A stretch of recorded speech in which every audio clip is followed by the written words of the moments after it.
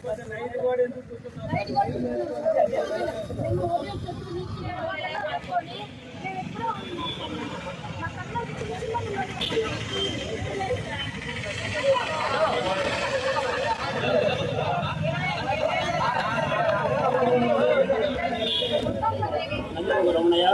భారత communist party జిల్లా సహాయ కార్యదర్శి.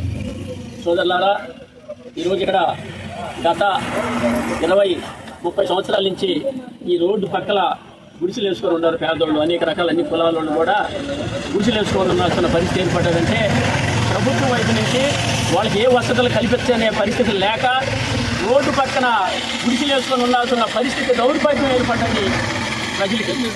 మరి ఇట్లాంటి పరిస్థితులలో ఈ మధ్య మన జగన్మోహన్ రెడ్డి గారు అందరికీ మేము ఇళ్ల స్థలాలు ఇస్తున్నాం అని చెప్పి 9 అంకణాల ఇళ్ల స్థలాలు ఇక్కడ ఈ రోడ్డు పక్కన వాళ్ళందరూ కూడా 9 అంకణాల ఇళ్ల స్థలాలు ఇవ్వడం జరిగింది. 9 అంకణాల ఇళ్ల స్థలాలు ఇచ్చి హౌసింగ్ ఇళ్లు కట్టిస్తానన్నప్పుడు 1,80,000కి ఆ ఇల్లు కాదు, ఆ ఇల్లు ఆగిపోతాయి. కమ్యూనిస్టులు ఒక పక్కన బల్ల గుద్ది చెప్పి 5 లక్షలు 4 లక్షలు లేదే కూడా ఆ ఇల్లు కాదనంటే జగన్మోహన్ రెడ్డి ఎక్కడ అయిన పరిస్థితి లేదు. ఆయన మొగ్గటం లేదు, మహారాజుగా చాలామంది చేశాడు. ఆయన సగం వేసుమట్టాలు రూపాయలు కట్టేసి వెళ్ళిపోయాడు. ఆ తర్వాత అక్కడ మౌలిక వసతులన్నీ కల్పించి వీళ్ళని ఇక్కడి నుంచి లేపాలా. ఏ వసతులు లేకుండా మీరు ఎట్లా ఆపుతారు? ఈ దుర్మార్గంగా మీరు రాత్రుల్లో వచ్చి ఈ పొక్కులను తీసుకొని వచ్చి ఇక్కడ రౌడీజంగా మీరు చేయటం అనేది ఇది మంచి పద్ధతి కాదు. అది టీడీపీ అయినా వైసీపీ అయినా అన్నిట్లయినా ప్రతిపక్షాన్ని నిలబడే వాళ్ళే కదా. మరి ఇక్కడ ఇట్లాంటి పరిస్థితి ఎందుకు కొనసాగుతుందని అంటే దీన్ని అందరూ అర్థం చేసుకోవాల్సిన పరిస్థితి ఉంది. కాబట్టి అక్కడ మౌలిక వసతులు కల్పించండి. వీళ్ళ నుంచి బ్రహ్మాండంగా వాళ్ళు లేచిపోతామని చెప్తున్నారు. వాళ్ళు ఇక్కడ ఉండరు.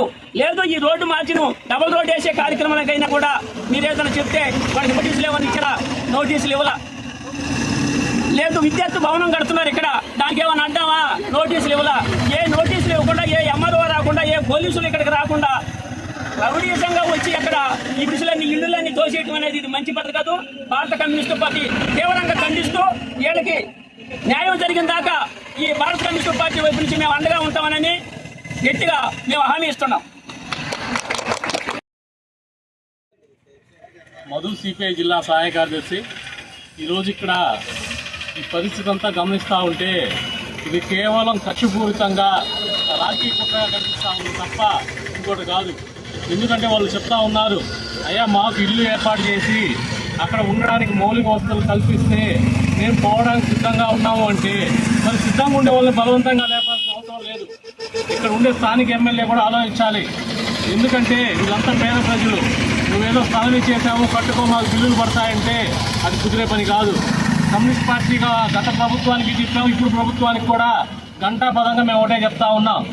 మీరేదైతే ఎన్నికల ముందు హామీ ఇచ్చారో గ్రామాల్లో 3 సెంట్లు అంటే 18 అంకణాలు, అదేవిధంగా పట్టణాల్లో 2 సెంట్లు, ఆ లెక్కన వీళ్ళకి గత ప్రభుత్వం ఇచ్చింది కాకుండా ఇప్పుడుండే లెక్కల ప్రకారం వీళ్ళకి 5 లక్షల రూపాయలు ఇంటి నిర్మాణానికి ఇవ్వకుండా వాళ్ళు కట్టుకోండి మీరు వెళ్ళిపోండి అంటే అది కరెక్ట్ అయిన పద్ధతి కాదు. అదేవిధంగా ఈరోజు ఎటువంటి నోటీస్ లేకుండా ఒక ఇల్లు ఒక ప్రజల దగ్గర నుంచి కూలొస్తా ఉంటే దానికి అధికారులు రావాలి. ఎంఆర్ఓ కానీ విఆర్ఓ కానీ ఎటువంటి అధికారులు రాకుండా బలవంతంగా సామానున్నా సరే అంతా తోసేసిపోయారు. ఈరోజు ఒక్కొక్క ఇంటికి దాదాపు 1,00,000 రూపాయల దాకా నష్టపరిహారం వాళ్ళు అడుగుతా ఉన్నారు. 1,00,000 రూపాయలు నష్టపోయా వస్తువులన్నీ పోయాయని చెప్తా ఉన్నారు. మరి ఈ నష్టపరిహారాన్ని ఎవరో చెల్లిస్తారు? స్థానికంగా వాళ్ళు పేర్లతో సహా చెప్తున్నారు, అధికార పార్టీ నాయకులు పేర్లతో సహా చెప్తున్నారు. మరి వాళ్ళ మీద క్రిమినల్ కేసులన్నా పెట్టండి, లేకుంటే ఈ ప్రభుత్వం మేమే కూల్చామనన్నా ఒప్పుకోండి. ఏదో ఒకటి చేయకుండా మాకు ఏమీ సంబంధం లేదు అంటే అది ఎంతవరకు సభావం అనేది ఎక్కడుండే పోలీస్ యంత్రాంగం కూడా ఆలోచించాలి. ఎందుకంటే పట్టపక్కలు జేసీబీని తీసుకొచ్చి వాళ్ళు ఇల్లు కూలుస్తా ఉంటే పోలీసులు కూడా మౌనంగా ఉన్నారు. కాబట్టి ఎమ్మెల్యే గారు వెంటనే జోక్యం చేసుకొని వాళ్ళకి నష్టపరిహారం చెల్లించడంతో పాటు ఒక్కొక్క ఇంటికి 1,00,000 రూపాయల నష్టపరిహారం ఇవ్వడంతో పాటు వాళ్ళకి ఎక్కడైతే స్థలాలు ఇచ్చినారో అక్కడ మీరే ఇల్లు నిర్మించి మౌలిక వసతులు తప్పితే వాళ్ళు పోవడానికి సిద్ధంగా ఉన్నారు. కాబట్టి ఇటువంటి దౌర్జన్యాలు ఇంకైనా సరే అధికార పార్టీ మొదలుకోవాలి.